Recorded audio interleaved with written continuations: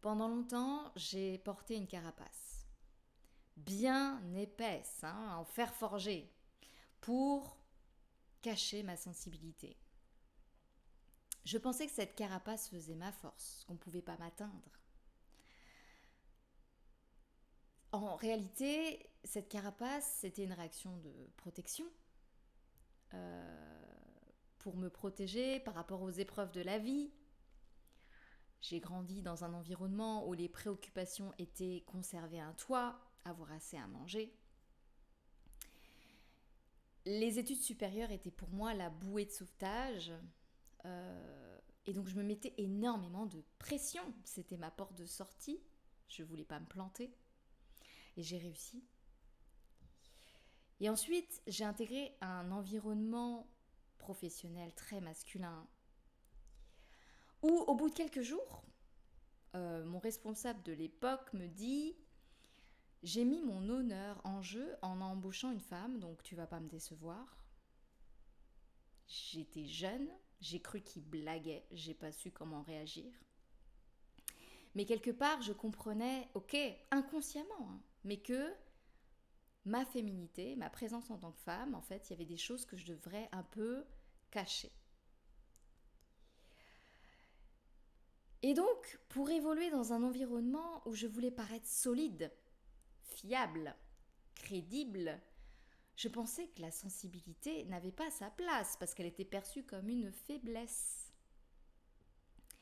Et donc je me blindais encore et encore. Dans des environnements où on nous demande de performer, de décider vite, de réagir dans l'adversité, on pense que la sensibilité, c'est ce qui va nous pénaliser. Et donc, j'enfouissais cette sensibilité encore et encore, jusqu'à ce que j'oublie que j'en ai une, moi-même. Sauf qu'à un moment donné, en fait, je me suis posé la question de pourquoi je faisais ce que je faisais, j'avais plus d'élan, j'étais plus enthousiasmée par ce que je faisais. Et en fait, j'ai compris que cette sensibilité que j'avais tellement cachée, en fait, c'est cette même sensibilité qui me permet de ressentir l'enthousiasme, la joie, de me sentir vivante. Oui, cette sensibilité peut aussi nous mettre en inconfort, fait qu'on soit touché, nous déstabiliser. Mais si on refuse d'être touché par la vie, on refuse aussi de ressentir l'enthousiasme, la joie. C'est la même chose, c'est la même sensibilité. Et en fait, aujourd'hui, j'ai compris que ma sensibilité, c'est ce qui me permet d'avoir une intelligence relationnelle, de capter des signaux avant les autres, d'avoir une intuition fine.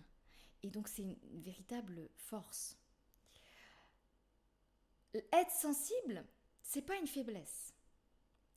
En fait, quand on est sensible, on apprend à quel moment la sensibilité peut nous servir, à quel moment on peut s'ouvrir et à quel moment il est nécessaire de se protéger. Mais de se couper complètement de sa sensibilité pour paraître fort, en fait, c'est un piège. On est ensuite complètement piégé dans cette forteresse.